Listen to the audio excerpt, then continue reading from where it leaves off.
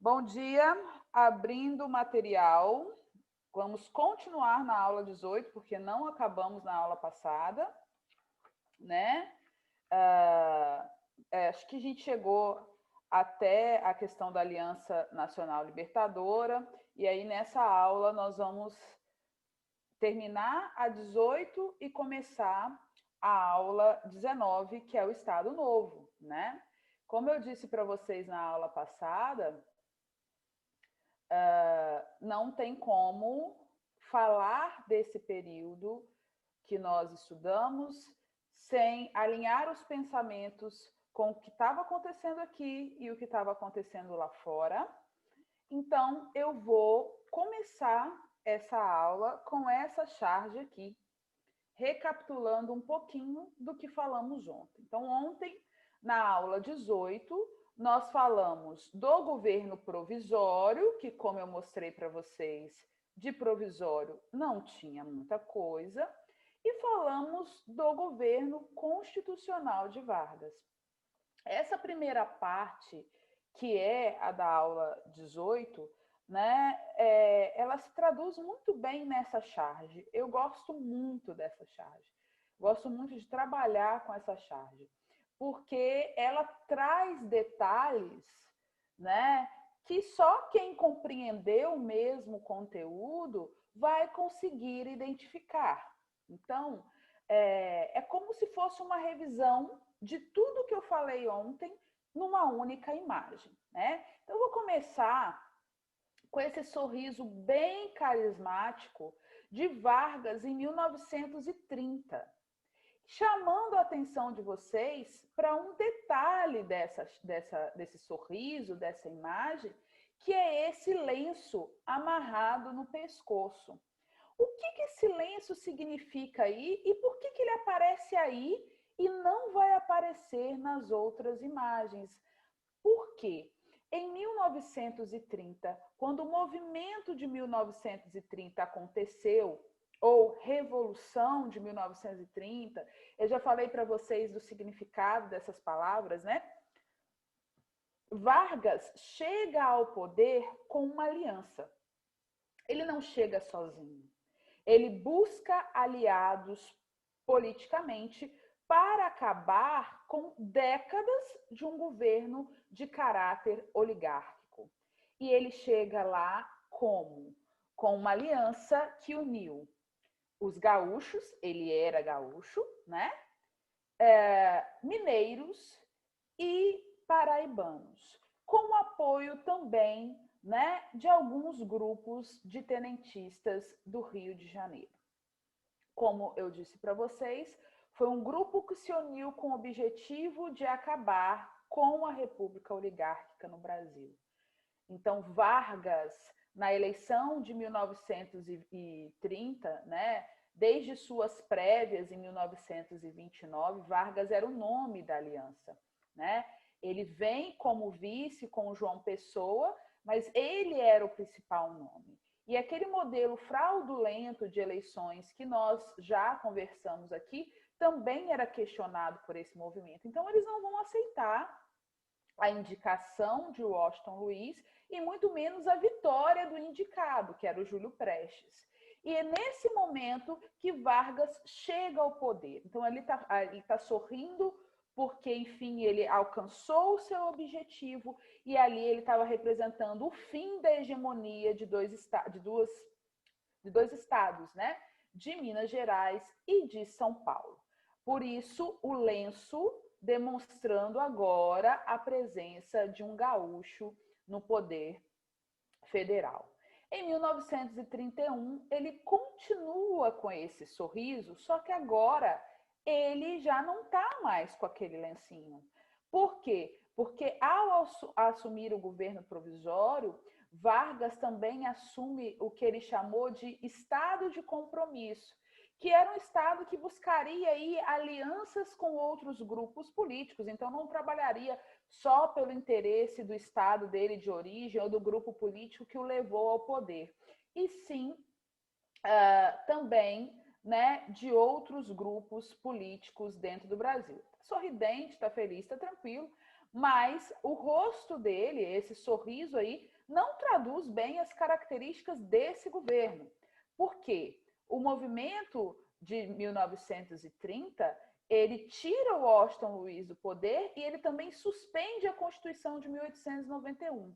Então, Vargas estava aí há mais de um ano governando sem uma Constituição para respeitar, né? Então, o que se esperava? E nós falamos do significado de provisório, né? Se esperava uma ação efetiva dele na formação de uma Assembleia Constituinte, que é uma coisa que ele não faz. Então, na ausência de uma Constituição vigente, Vargas, sim, estava governando de forma autoritária. Por isso que em 1932 esse rosto já muda, ele fica meio carrancudo, né? Ele fica ali estressado. Por quê?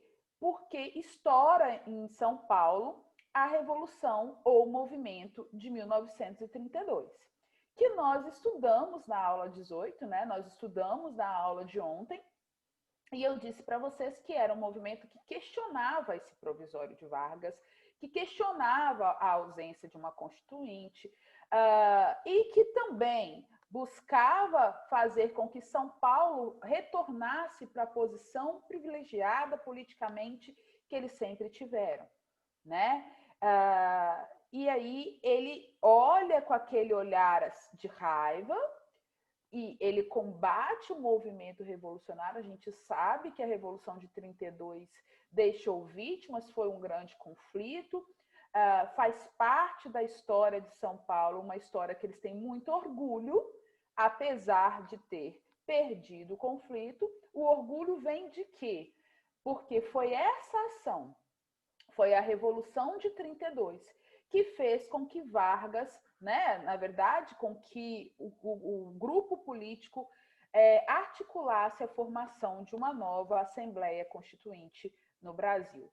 Então, estava formada aí a segunda Assembleia Constituinte do período republicano da história do Brasil, né? Em 1933, o semblante já muda, mas é aquele sorriso meio que malandro de quem conseguiu contornar a situação, venceu o conflito, formou uma Assembleia Constituinte. Essa Assembleia Constituinte vai o reeleger, vai o eleger, né? Indiretamente. Então, em 1934, olha lá como é que o sorriso dele está largo. O sorriso dele está largo e o Brasil agora tinha uma nova Constituição. Eu friso muito isso e eu preciso que vocês entendam que existem várias formas de se estudar. História, eu acho que você precisa separar, sim, história geral de história do Brasil. A história geral, o ideal é que você construa uma linha do tempo, buscando as características dos períodos da história. Mesmo que aquela linha do tempo tradicional seja extremamente eurocêntrica, a ideia é que você busque, ao mesmo tempo, se localizar e compreender o contexto geral. Lembrando que a história não aconteceu só lá, né? Os movimentos aconteceram em todos os continentes ao mesmo tempo, de forma diferente, né? Mas é necessário que você entenda aquele contexto para se localizar na interpretação dos textos e das imagens que aparecerão para vocês. Agora, a história do Brasil, existem duas formas de você estudar. Ou você divide em história colonial, imperial e republicana, que é o normal, ou você estuda a história colonial sozinha e depois você estuda a imperial e a republicana em cima das características constitucionais. Por quê? As constituições aprovadas no Brasil têm tudo a ver com o contexto internacional na época. Então, eu vou lembrá-los de uma coisa, revisando o que falamos ontem. Em 1934, o mundo estava começando a se recuperar da crise de 1929. O New Deal, que é aquele pacote de Roosevelt para a recuperação estadunidense, estava nascendo. Então, ele tinha acabado de nascer, estava ali nos seus primeiros meses de vida. E o que eles buscavam ali? O que esse pacote buscava e o que serviu de exemplo para o mundo? Ele buscava uma estabilidade econômica depois do caos que a crise de 1929 causou. E a economia, ela depende do consumo das pessoas. Depende do trabalhador, do operário que vai para a fábrica trabalhar, mas também depende de que ele consuma. Não tem como funcionar essa forma de economia que nós temos se o consumo não for efetivo. Quando nós vivemos um período de crise, o que é normal? O normal é que as pessoas parem de consumir como consumiam antes.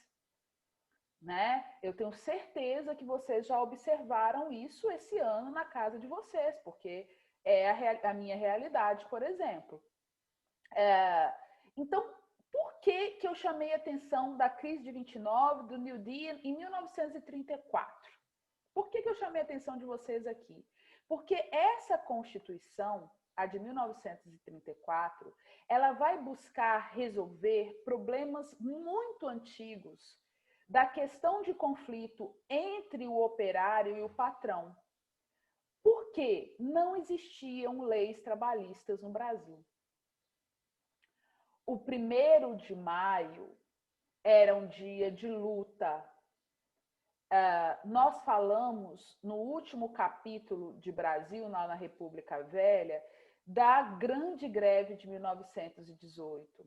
Falamos do movimento operário e das dificuldades que eles tinham no início do século XX no Brasil, porque o desenvolvimento industrial não estava proporcionando garantias para que esse operário tivesse um mínimo.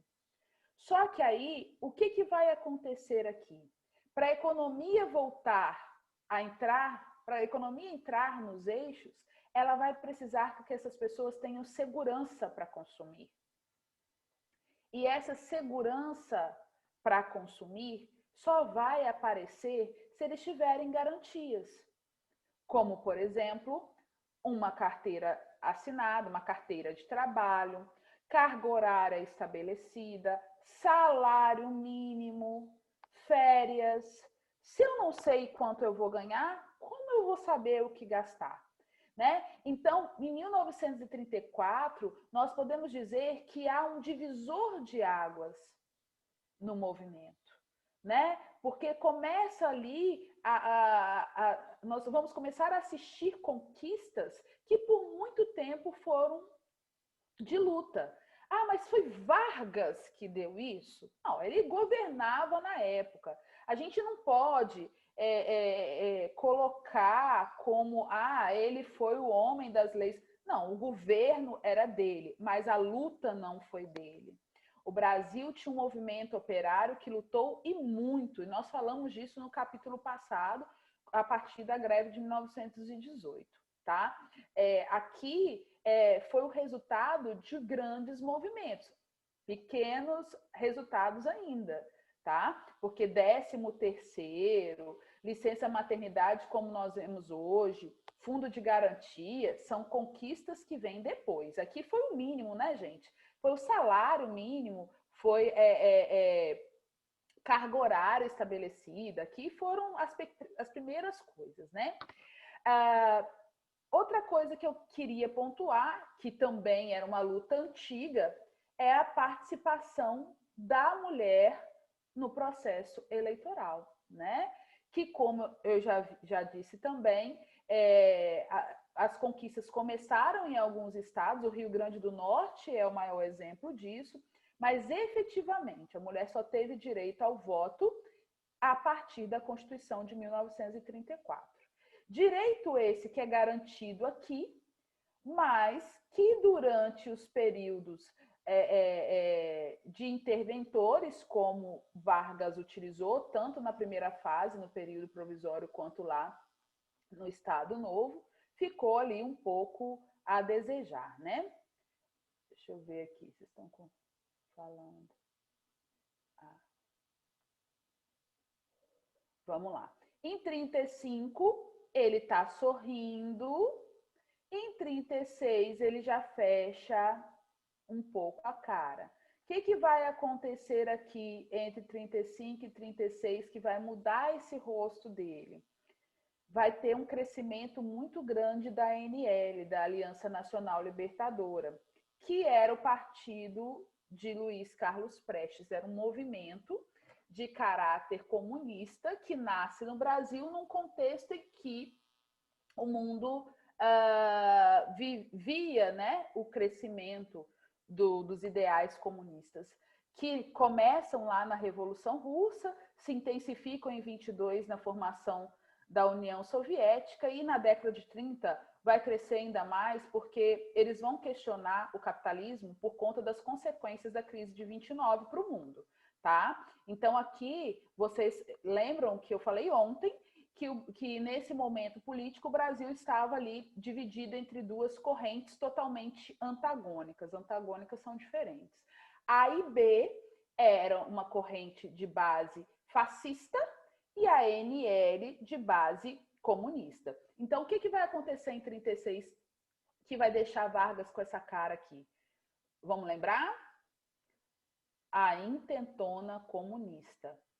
Essa tentativa da ANL, comandada por Luiz Carlos Prestes, e nesse momento com Olga Benário, de tirar Vargas do poder, né? Lembrando aqui que Luiz Carlos Prestes era um antigo tenentista que é exilado, vai embora do Brasil, muda suas concepções políticas e aqui ele vai tentar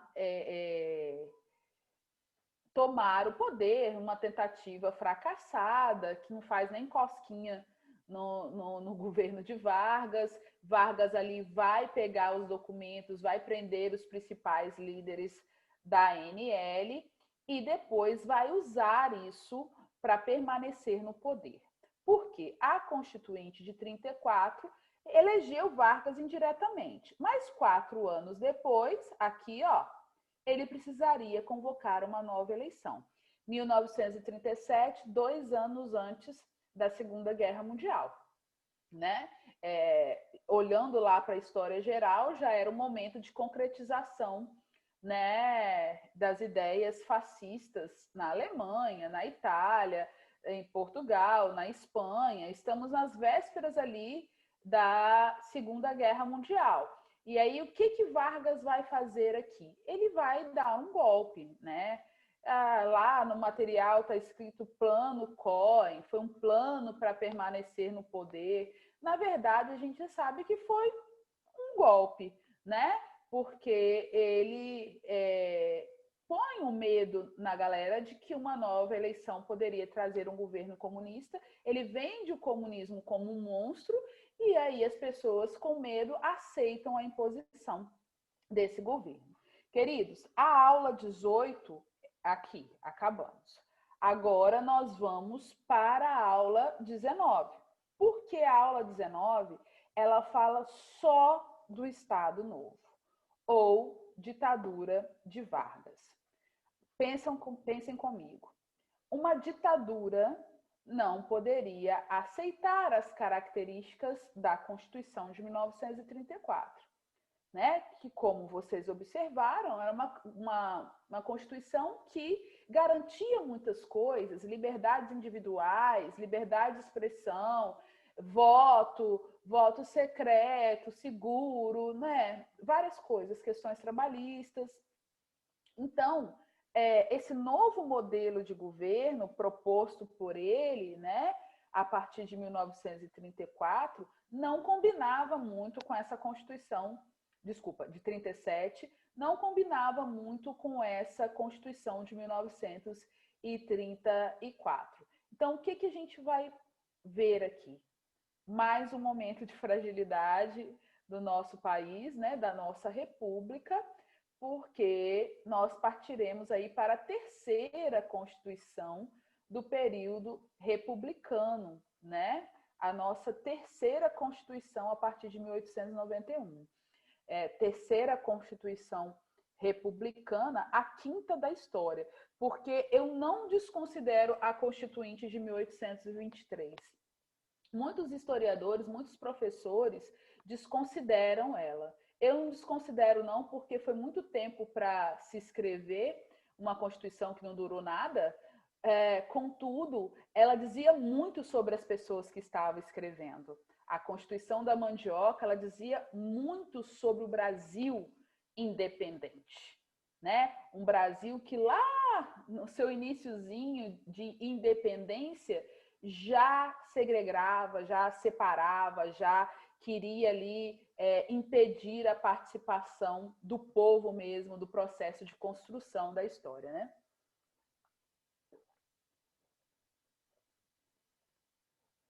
Vamos lá falar, então, da outra Constituição, a terceira, né, da nossa República, 1891, 1934 e 1937. A de 1937, ela ganhou um apelido, né, que é a Polaca, porque ela era inspirada, baseada na Constituição polonesa de base fascista, ok?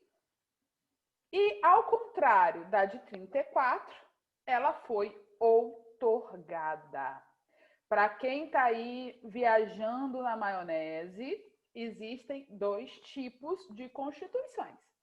Aqui foi promulgada,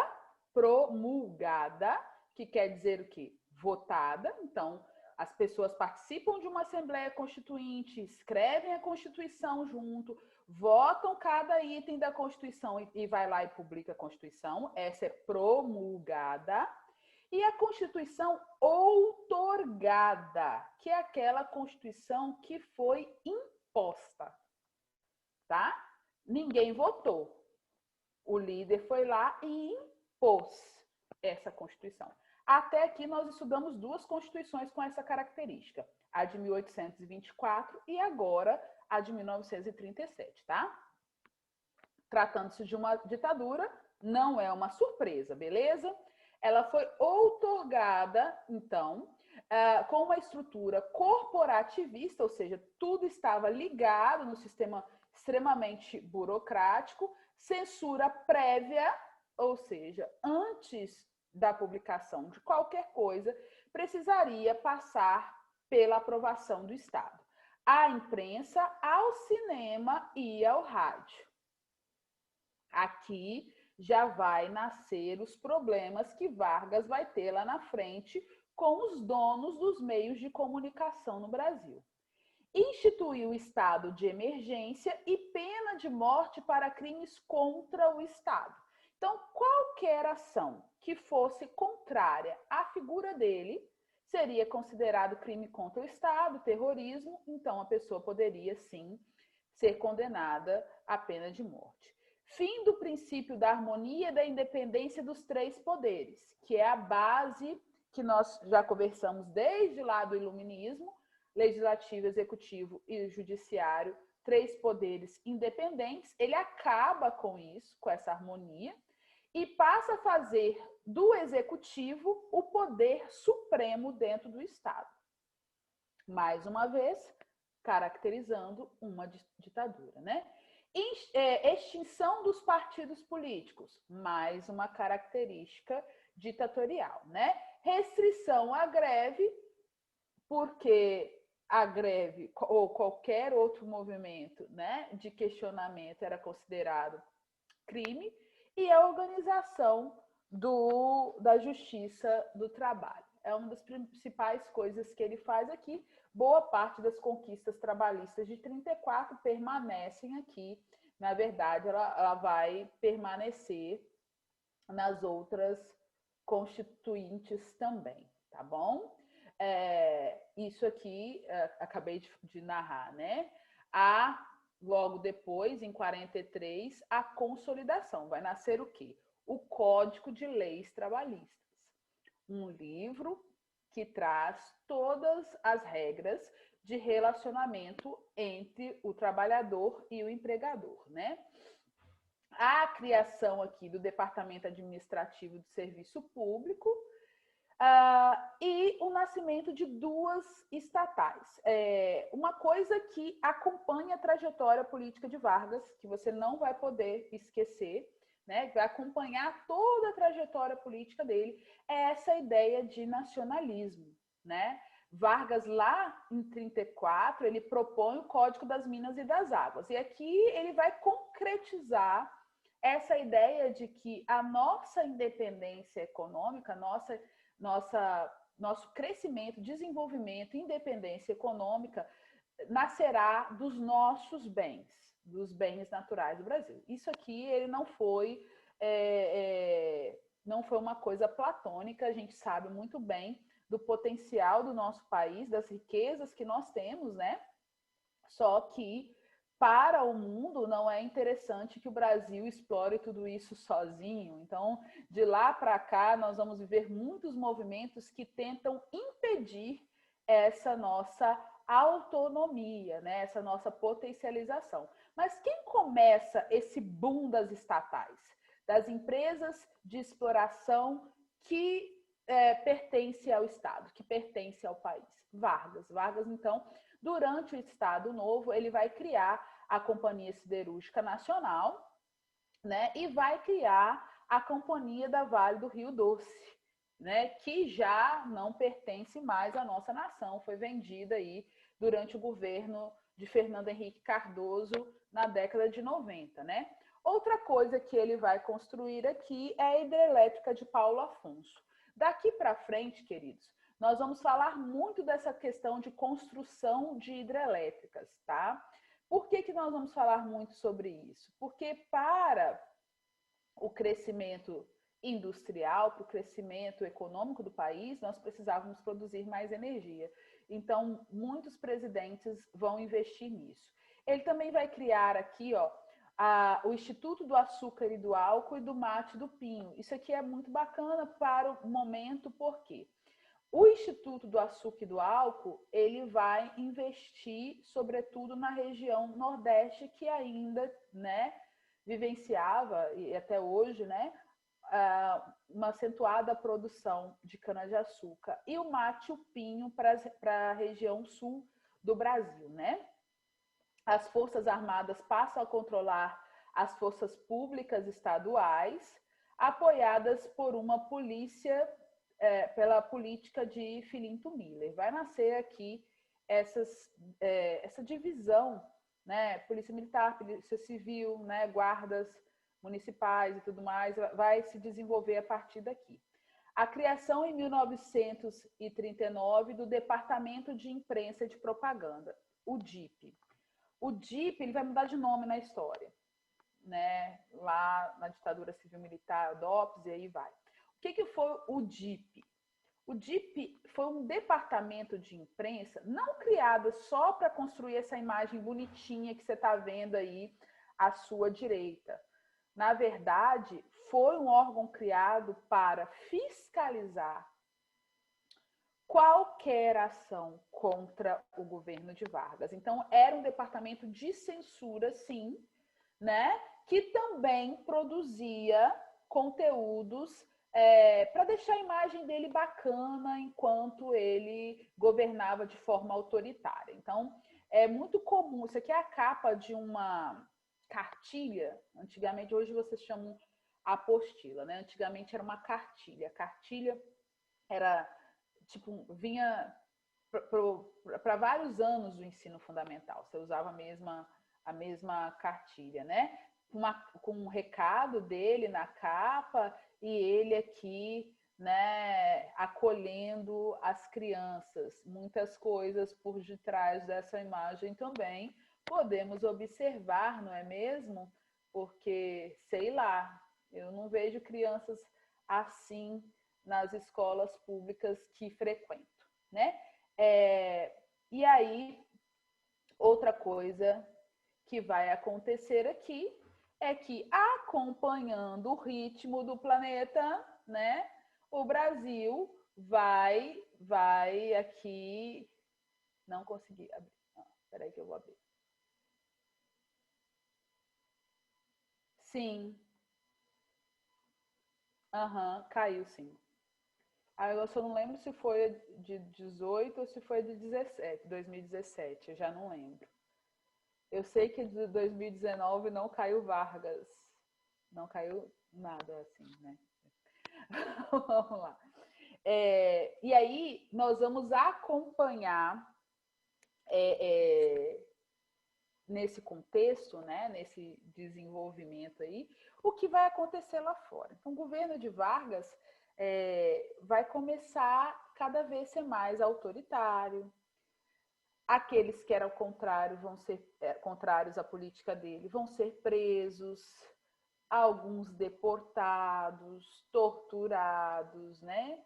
Começa a Segunda Guerra. O Brasil tinha uma dependência econômica muito grande das potências aliadas. Por outro lado, as características governamentais do Brasil estavam muito parecidas com o que o eixo vivia.